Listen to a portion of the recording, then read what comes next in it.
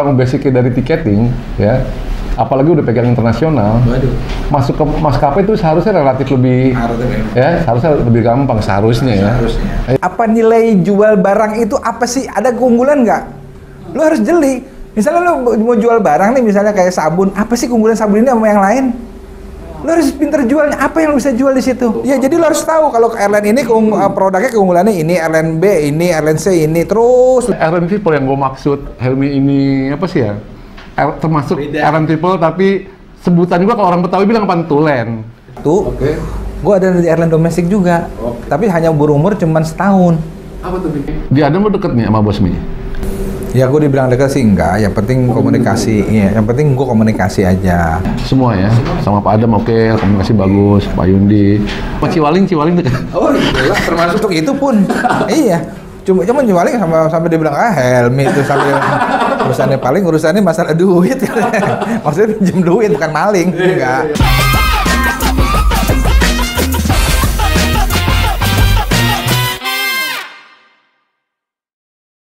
Ya, karena seperti lo bilang tadi, begitu dia masuk maskapai ya cuman dia aja yang tanya, Pak mau ke Surabaya, ya udah itu aja deh. Tuh Pak, paling nggak, nah berubah tanggal gitu aja. Refund. Nah itu aja. Udah itu aja, urusannya cuma itu aja. Tapi juga memang setelah gue di domestik juga gue kan masuk ke airline ya memang banyak lagi gue pelajarin yang baru dari tahun 92 itu sampai 98 gue disempati karena tiba-tiba di distrik. Gue megang distrik itu ada lagi tantangannya memang ada lagi masalahnya kayak. Lo disempati itu sebagai apa nih situ? Gue sempat dulu kan awalnya sebagai sales. Oh dari awalnya lo sales rep. Oke. Karena gue dulu begitu, karena kan gue bilang dengan modal lo di travel agent paham. Memang bang, jadi gue bilang gue minta sales, gue nggak mau jadi ticketing staff. Karena gue bilang bukannya gue mengeremehkan, gue bilang ya gue udah minimal gue udah menguasai produk, tinggal gue menyesuaikan aja. Gue sekarang di airline mana, gue jual produk itu aja. Jadi gini, airline people ya. Temen gue satu, Helmi nih, dia pernah kerja di maskapai, gue inget banget nih, maskapainya itu nggak kasih komisi, ya kan? Lu ditugasin nih maskapai itu untuk cari agen, tapi agen nggak dikasih komisi gitu. Dan gue perhatiin, susah loh, agen disuruh jual tiket, ya, agen disuruh jual tiket, tapi tiketnya itu nggak ada komisi. Nah, lu gimana caranya Mi untuk meyakinkan apa kalau menggunakan apa sih jaringan teman-teman lo ya kan travel lo yang kenal dekat gitu gimana nih caranya? Ya itulah salah satu tantangan gue juga karena gue juga waktu itu juga kaget juga surprise gitu suruh jualan produk yang nggak ada komisinya. Dari situlah seorang namanya udah jam terbang lagi, seorang sales tuh harus pinter gimana caranya meyakinkan orang ya kan. Nggak usah gitu, kita meyakinkan mitra lah karena kan kita waktu itu mungkin ada airlines yang menerapkan konsep bahwa penjualan langsung diharapkan langsung dari customer, istilahnya B2C. Iya. Sementara di Indonesia sampai saat ini tuh menganut B2B itu lebih. Distribution channel melalui business to business itu lebih tinggi daripada B2C. Karena waktu itu mungkin walaupun sekarang ya jujur aja dengan kondisi walaupun sudah banyak IT, tapi kan tetap tergantung namanya B2B itu terutama di daerah-daerah kecil tetap. Apalagi yang travel yang punya customer kayak instansi pemerintah, corporate, di mana dia ada perjanjian sistem pembayaran atau apa. Nah, itu. Di B2C kan nggak bisa. Iya, semua kan harus cash. Meskipun diskon. Biasanya makanya saya bilang itulah yang kadang-kadang gue bilang di Indonesia itu masih menganut itu. Berapa lama Mi di maskapai yang nggak ngasih komisi itu Mi? Berapa lama lo di situ? 2 tahunan juga ada ya. Oke, tapi lu pegang Jakarta dulu ya, kalau nggak apa nasional tetap? Ya, gue sempat pegang di Jawa Timur, di luar daerah, terakhir Jakarta. Tapi berhasil kan, Mi? Walaupun nggak komisi, ada kan yang... Ya itulah, ya ada. Termasuk kita? Termasuk ya, gue iya. Deposit, Dang. Dia datengin dong lo. Dang, gue sekarang di sini, wah keren nih, lu jualin ini gue dong, gitu. Nah, komisi berapa, Mi? Nggak ada. Ya gimana sih, Mi, gitu. Ya tolong bantu gue aja lah. Kenapa? Bukan berhasil sih, tapi alhamdulillah ada aja jalannya. Karena apa? Itu tadi Sus, kalau jam terbangnya ada, lu harus bisa lihat apa nih yang gue bisa, apa nilai jual barang itu apa sih, ada keunggulan nggak? Lu harus jeli. Misalnya lu mau jual barang nih, misalnya kayak sabun, apa sih keunggulan sabun ini sama yang lain? Lu harus pinter jualnya, apa yang lu bisa jual di situ? Tapi kan nggak ada komisi, aja males jual Mi. Oh, lu nggak tahu. Kan namanya kita kan waktu ketemu sama apa namanya mitra kerja segala macam kan kita ada nilai yang jual. Gue sorry ya, gue nggak bisa nyebut brand. Oke, jangan. Jangan nyebut brand. Jadi gue bilang, lu kalau jual ini, tuh ada brandnya. Lu inget nggak brand itu apa? Jadi orang pede. Oh iya juga ya. Kan gue mau belajar dari lu. Nah itulah. Jual barang Iya. nggak ada komisi. Ini nggak ada komisinya Mi. Tapi brandnya apa? Lu bawa embel-embel itu. Karena kalau naik ini rasanya rasa itu. Gue bilang gitu. Oh gitu ya. Baru kebuka pikirannya. Akhirnya dia, karena lu kalau jual ke customer atau pelanggan lo, kalau lu cuman jual nih, gue ada tiket pesawat rute ini, nggak ada ininya, nggak ada untungnya, gue kan lu juga males. Tapi kalau bilang lu naik ini, karena brandnya ini. Jadi orang juga customer malah yakin gitu. Oke. Jadi itu kalau menurut gua di situ sebenarnya kuncinya Helmi nih. Dia base-nya memang udah kuat di travel, di ticketing. Karena seperti tadi gua bilang, ticketing tuh itu pintu gerbangnya Complicated tuh. ya betul, segala macam permasalahan di situ, ya kan? Semua tiket, karena semua jualan tiket di travel agent, semua airline kita jual. Iya. Jadi karakteristik lu jual tiket brand A, brand B, brand C, brand F, ya lu harus tahu, harus tahu. Dan jadi begitu lu masuk maskapai, pede lah tuh ya. Karena lu udah Pede. paham itu ya. Ya, Karena begini loh, kalau di tiketing itu susahnya itu, tadi seperti gue bilang ya, Jakarta Frankfurt, ya di tengah-tengah dia minta stay. Oke, satu lagi tiba-tiba dia minta, sorry di rebook, ya, yang sebelah sana minta di refund, isu tiket baru lagi, dengan segala macam, kita mesti ngitung lagi, ya kan? Ulang lagi. Berapa jam, jangan sampai apa sih, ibaratnya kalau di travel tuh tekor kita apa namanya? Short collect. Under collect gitu ya. Itu yang nanggung tiketing berarti tuh, Bi? Ada lagi. Ami, sorry, yang nanggung tiketing tuh kalau lu tekor. Iya. Kalau lu salah ngitung tanggung jawab potong gaji. Udah pernah gue keringet dingin itu udah. Makanya gue bilang kalau itu waktu itu masih bujangan. Jadi gue bilang ya udahlah gue rela lah potong gaji habis gimana. Lu tau nggak harga tiket juga ada misalnya ada harga stopover, ada yang harga tidak stopover. Oh ya, oke. Dan ada juga, dan ini juga airline asing, itu misalnya contoh kayak gue pernah jual Cathay Pacific dari Jakarta, dari Denpasar, Hong Kong ke Amerika, nggak lupa gue New York atau kemana. Itu naik Cathay Pacific, itu kalau dia pakai Cathay Pacific dapat hotel gratis di bandara Hong Kong. Tapi kalau misalnya dia pakai airline lain, dia tidak dapat, misalnya dia mau lewat, ada kan FAR juga terbang, JAL juga, tapi dia tidak dapat karena dia bilang, jadi kita waktu lihat kita connectingnya, misalnya connectingnya di situ lebih dari 12 jam, kurang dari 12 jam. Kalau di Cathay Pacific, lu dapat hotel gratis yang hotel di bandara, karena waktu connecting lu hampir 12 jam lebih. Tapi kalau lu naik JAL, walaupun di Tokyo, walaupun dia connectingnya 12 jam, lu nggak dapat apa-apa, lu cuma nunggu aja di ruangan transit, tidur-tiduran di bangku. Nah itulah kayak gitu-gitu kan harus jeli, harus paham. Jadi makanya sebelum lu jual ke produk ke orang, misalnya, jadi begitu ada kan dulu tuh di internasional tuh sering ada sampai sekarang mungkin ada agent news. Setiap airline tuh ngeluarin agent news. Bayangin berapa airline agent news yang lu mesti lihat. Harus lu. Iya, jadi lu harus tahu kalau airline ini produknya keunggulannya ini, airline B ini, airline C ini, terus lihat. Makanya nggak heran, customer seperti tadi lu bilang, sekali lu seneng sama yang satu nih, sama lu pegang nih, kemana pun lu pindah, karena dia, wah, gua sama Helmi nyaman nih, udah ngerti dia, maunya gua gimana ya kan, bisa waktu lebih cepet, harga lebih ekonomis ya kan. Oke. Banyak tuh sekarang. Oke. Setelah lu disempati, kita langsung bergerak ya.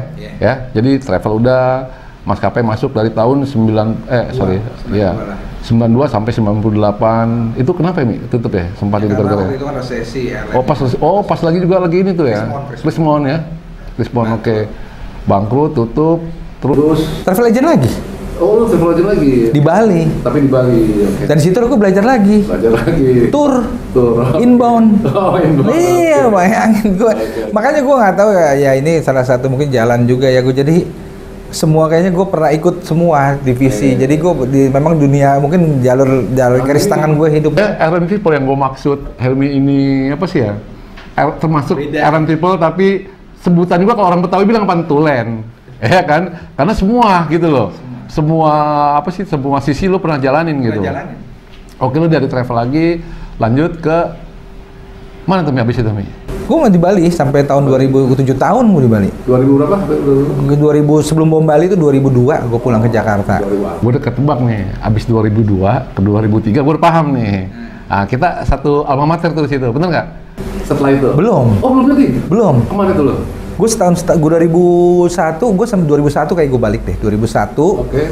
Gue ada di airline domestik juga. Oke. Tapi hanya berumur cuman setahun. Apa tuh, Bi? Bayu Air. Oh, Abis Medan? itu Air. Iya, Medan. Medan, oh, oke.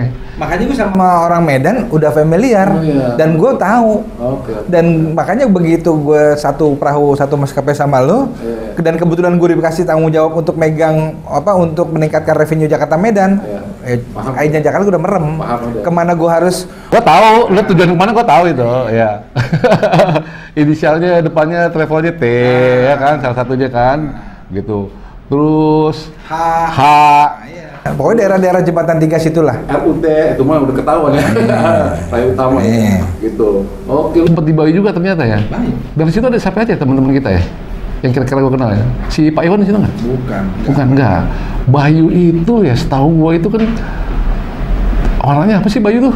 Pesawatnya Boeing 737 semua. Orangnya apa nih? Hijau. Oh, hijau dia. Hampir mirip-mirip kayak Burak. Hampir mirip Bayu, ada sus Bayu. Ada jalan. Sempet terbang.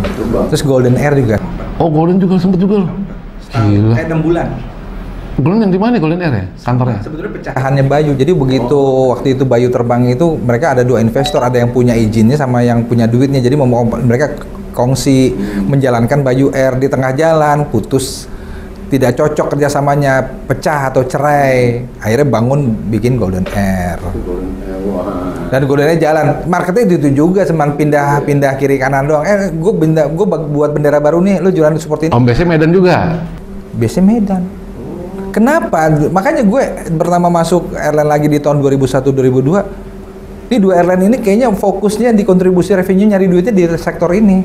Karena yang paling besar ini rute di situ. Karena dia kayak koneksi atau relasinya kebanyakan supportingnya dari agent yang jualan rute Medan.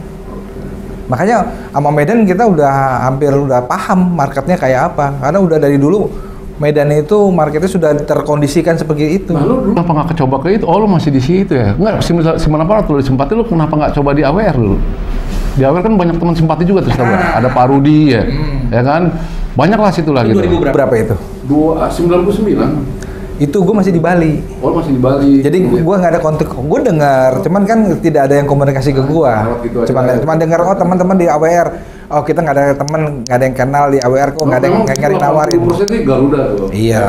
Emang gue dengar airline baru, cuman kan namanya kita belum rezeki kan nggak ada yang nawarin waktu itu. Jadi gue dengar, gue tahu ada AWR, gue tahu siapa teman-teman gue di situ, teman alma mater banyak tahu. Oke. Barulah terakhirnya lo ke Ya ketemu tahun 2000, kita ketemu di 2003 2004 kita ketemu di Gedung Panja. Ya, sedikit nih tentang Adam Air nih ya. Nggak masalah kan? Nggak masalah. Oke, jadi gini, di Adam Air dulu lo masuk saat masih praops atau udah beroperasi tuh pesawatnya? Praops. Masih praops. Praops. Siapa dulu nih situ merahnya? Gue dulu ingat dulu tuh di gugur seperti. Ingat gue sama namanya tuh juga bekas airline internasional. Oke. Cuman satu alma mater gue kuliah. Oh. Dia lulus jebolan dari Kuwait Air sama British Air, namanya Safrinal, Inal. Oh, tahu gue Inal, tinggi kan? Yang kurus-kurus kita putih. Ya? Iya. Okay. Dia masukin gue. Dia? Oh, dia gue nggak tahu. Nggak tahu loh. Gue hilang lost contact.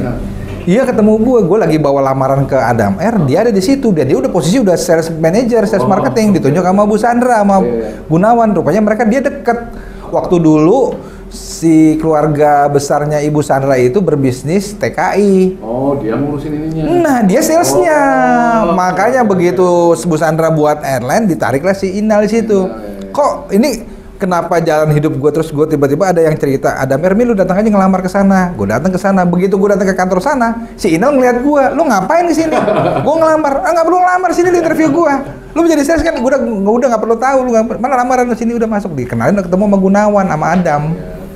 Di situlah gue resmi masuk ke Adam Air. Gue timnya Inal. Iya, langsung nggak lama terus pre-op. Terus siapa ya manajernya sales marketing? Ah, itu udah ganti-ganti. Ada bekas AWR tuh perempuan tuh. Si siapa namanya? Ada perempuan tuh. Iya, karena Nila. Nah, dari situ kan gue sempet akhirnya gue dekat sama tim-tim, kenal sama tim-timnya AWR di situ. Ex AWR kayak Caca, Lisa, terus anak AWR lah yang lain lah. Lisa kan gue dekat di situ. Oh iya Lisa, di sales manager juga namanya Lisa juga, sama-sama Lisa. Iya, orang Palembang, Lisa. Nah itu di sales manager. Nah, gue dekat sama Lisa juga, anak bekas AWR. Di situ lah gue bergabung. Melebur. Lu dari AWR, gue dari ini, lu ketemu orang Burak, orang Merpati, orang semuanya berlebur. Dulu waktu di itu lu pegang mana Mi? Awalnya gitu loh. Waktu mana? Waktu di Adam tuh jadi sales marketing lu. Waktu itu kan Adam waktu setting pertama kan gue ngikutin dulu kan, namanya gue oke lah gue sebagai staff sales, gue bantu di mana nih? Gue bilang, gue tanya sama manajernya kan waktu itu gonta-ganti. Mereka sih kadang-kadang dulu kan prinsipnya lu karena Adam R rutenya baru buka rute ini, lu pegang yang rute ini pembagian tuh gue ingat banget. Nah itu yang mimpin Yundi nggak salah dulu tuh. Pak Yundi bilang kita pecah. Komersil kan Pak ini. Iya dia pegang komersil, direktur komersil. Jadi pecah nih. Adam R pertama buka 5 rute. Balikpapan, Padang, Palembang, Surabaya, Medan, begini-begini. Nah salesnya dibagi-bagi. Lu area pegang rute ini, lu pegang rute ini. Nah gue model pembagian gitu. Nah gue pegang rute Medan. Ya karena gue nggak minta. Gue diem aja. Jogja. Lu bebas tapi di mana? Loh, iya bukannya kita sombong, enggak. Tapi kok tiba-tiba Allah nunjukin begitu giliran gue, kamu pegang Medan. Ya gue dalam hati gue ketawa. Saya pun juga nyaman aja udah ya boleh aja. Pegang aja. Bali nih pegang Bali juga oke. Surabaya, suruh pegang Surabaya, Jogja, Makassar, Bali, Balikpapan, Medan sama mana tuh rute. Kok kenapa pas giliran gue Medan? Orang-orang mungkin bingung kali Medan, gue sih ketawa aja, tinggal begitu selesai meeting gue telepon aja, lu jualan gue ya, udah. Dan alhamdulillah memang begitu dari semua habis gitu kan di review tuh seminggu sama 2 minggu sebulan sama Yundi, ya rute Medan yang paling road vectornya, bingung sendiri sampai Yundi bilang gimana jualannya loh. Kalau gitu bantuin gue yang di Surabaya, ya kan? Bantuin gue ke Palembang. Dari situ barulah Pak Yundi ngirim gua ke pertama Surabaya. Lu ke Surabaya. Ngapain, Pak? Udah kamu rapiin datang aja ke sana. Kan gitu modelnya. Lu datang ke sana begitu datang, gue gila ini udah. Terus gue datang ke sana, ini siapa? Udah ada orang. Ini orang dari Balikpapan, dari ini. Yang pertama udah nggak ada. Dulu rekrutan pertama udah dibubarin semua. Ini rekrutan kedua. Udah gabungan tuh orang dari Balikpapan, dari Semarang ditaruh. Lu atur deh gimana tuh orang. Begitu ada orang lokal lagi. Ya, gue bilang pusing banget, gue bilang. Jadi gue selalu ibaratnya nih ada piring, udah ada menunya, tinggal lu mau racik kayak gimana. Ini udah ada nih nasinya sama bumbu. Tapi kalau gue perhatiin lu ditaruh di mana aja emang nyaman nih, gue perhatiin nih. Maksudnya nggak ada gimana, lu jalanin aja udah lu. Setahu gue ya. Iya, karena gue bilang gini, kalau gue sih prinsip gue kalau satu daerah, gue lihat dulu, gue ikutin dulu, gue lihat dulu orang-orang ini siapa. Gue bilang, dan selalu gue interview satu-satu. Gue bukannya kita mau sombong, mau adu nyali, cuman gue mau tanya gitu, kamu di Adam, selalu gue tanya orang yang ada di kantor itu, yang udah direkrut, kamu direkrut kapan, oleh siapa, dan kamu bagian apa, pengalaman kamu di mana sebelum. Jadi gue bisa tahu kapasitas, kemampuan ini orang gimana. Kedua dari cara, kan gue juga namanya udah lebih dari 10 tahun waktu itu kan, gue udah pernah punya anak buah kan, di mana-mana gue jadi gue udah tahu nih anak ini mampunya di sini. Dan kedua, nah itu gue tes seminggu 2 minggu, gue perhatiin kamu di sini, kamu kerjanya begini gitu loh. Kita lihat kalau misalnya dia nggak cocok atau dia nyeleneh atau dia cuman hanya waktu itu dia bisa masuk karena referensi atau karena kenalan, kelihatan. Ada di Palembang juga ketemu, di Surabaya juga ada ketemu tuh. Tapi alhamdulillah begitu yang ada juga di Surabaya yang lebih lucu, karena begitu gue rekrut ternyata anak Surabaya, bekas Sempati Surabaya, dan gue nggak pernah tahu. Gitu. Jadi begitu gue masuk, kamu loh, ini Pak Helmi bukan, mereka selalu nanya ke gue, Pak Helmi bekas Sempati ya? Kok tahu? Ya saya nanya, karena gini, gue dikirim pusat, gue kan dikirim dari Jakarta sama Pak Yundi ke daerah, misalnya ke Palembang, ke Surabaya, ke Batam, ke Padang. Itu kan mereka orang lokal udah tahu, oh nanti dikirim orang pusat namanya Pak Helmi. Nah selalu anak-anak sana tuh cari tahu siapa gue nih. Dan kebanyakan, oh ternyata bekas Sempati. Dia cari, tanya informasi ke orang Sempati sana. Nah, dia nyari informasi. Nah, begitu ketemu sama gue orang itu, dia nyebut, Pak saya dari Sempati Surabaya. Oh ya, dulu di mana di sini? Pak ada salam dari ini, dari Sempati Surabaya. Oh iya, itu teman saya itu mana dia? Ada Pak. Nah, disitulah nyambung. Dan gue juga tipikalnya bahwa oh ya udah penting dia kalau dia udah pernah kerja di Sempati, udah pernah airlines, bagian dulu selalu gue tanya dulu bagian apa. Jadi gue bisa tahu nih kemampuan dia di mana. Dulu di airline atau di travel agent kamu dulu bagian apa, di Sempati bagian apa. Jadi kita selalu kalau ke daerah, makanya gue bilang di sinilah kadang-kadang memang jam terbang diperlukan. Kalau kita leadership itu harus tahunya di situ. Jadi kita bisa tahu kemampuan anak ini. Jadi jangan istilahnya harus the right man behind the gun. Jangan the wrong man in the wrong place. Itu bahaya. Karena bisa nggak jalan gitu. Walaupun memang kalau waktu di Adam sih gue tahu memang ada beberapa yang memang ditaruh bukan kapasitasnya, tapi karena titipan. Tapi lu banyak temuin tuh? Itu. Banyak temuin? Terutama di tempat-tempat yang vital ya, kayak gitu. Tapi gue maklum. Ya, okay. Karena itu ya suka-suka owner kan. Tapi gue selalu pantau gitu. Oke, ente nggak, tapi selama mau belajar, mau nanya sama gue kasih tahu. Tapi ente jangan gerusak-gerusuk ngapu gue diemin. Ada masalah tanggung jawab sendiri gitu. Ada di Bandara Juanda itu, wah, malah ada yang nyambi sebagai calo. Gue tahu kan laporan masuk. Dan kedua, gue bilang dari gerak-gerik bahasa tubuh, kalau orang yang belum pernah kerja di maskapai atau dia baru kerja di maskapai itu kelihatan gerak-geriknya. Gue bilang jadilah sebagai seorang airline, lo boleh, teman jangan, kalau orang Jawa bilang jangan biayaan atau jangan begundal kayak ini geruda-geruduk, lo pakai seragam terus gaya lo udah hampir kayak calo, kan nggak boleh, nggak pantas. Lo gayanya harus eksklusif dong gitu. Kan lo yang punya pesawat, masa lo kayak calo nyari-nyari kayak travel agent gitu. Kadang-kadang ada yang lupa daratan itu. Ada oknum-oknum itu tahu. Di setiap daerah kayak di Surabaya, di Palembang, di Batam tahu. Itu selalu gue tegur karena gue pantau. Gue lihat dan kita terima laporan gitu. Oh, ini gayanya begini. Kelihatan. Di setiap cabang nih kan ada, tadi lu bilang kan kadang ketemu orang yang nggak ini gitu kan. Nah, itu sulit gak sih ngaturnya gimana? Gue orangnya memang tipikal bukan yang frontal.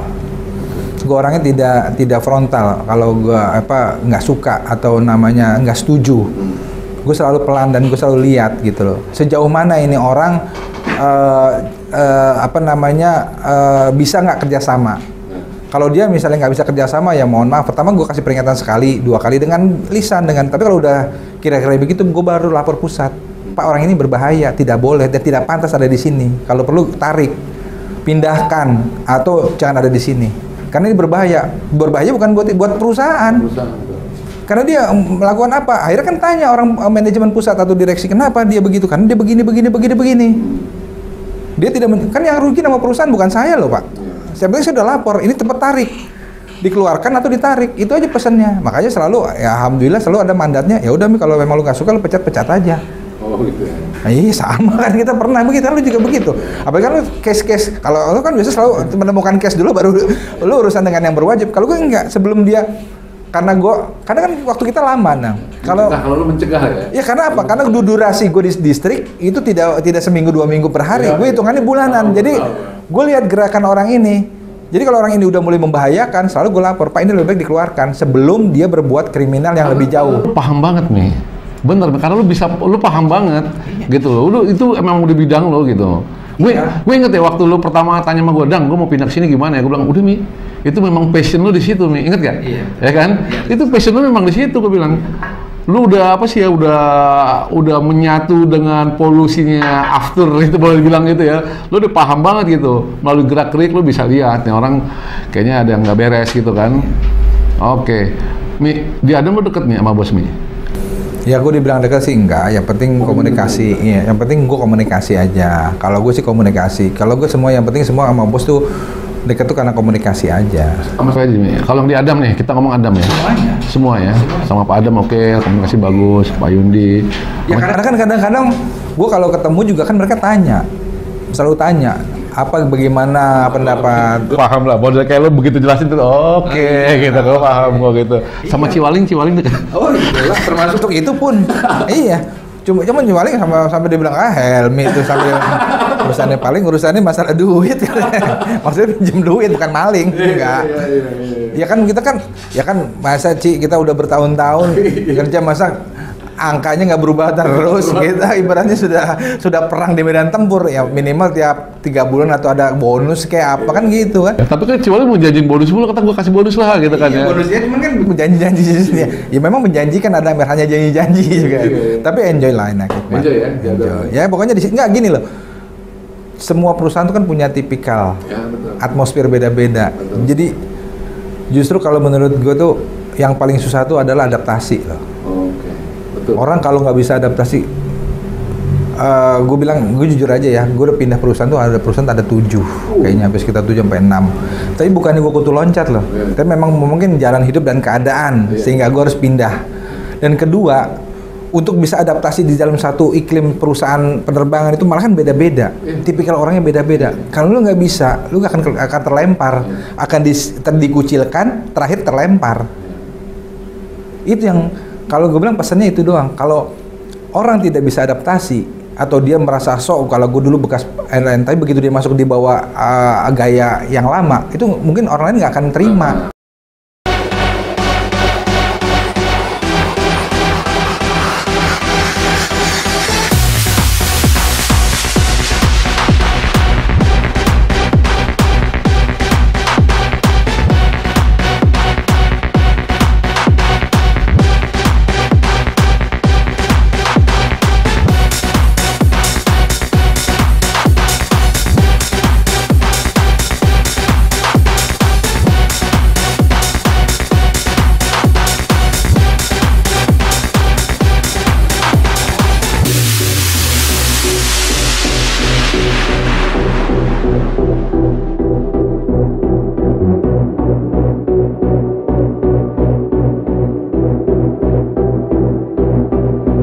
Oke, sip. Oke, Mi, ini produk dari Tinterco, Mi. Menurut lu gimana, Mi? Wah, bagus banget, luar biasa. Halus nggak, Mi? Halus. Halus ya? Bahan juga bagus, Mantap ya? enak. Gambarnya juga lebih cerah.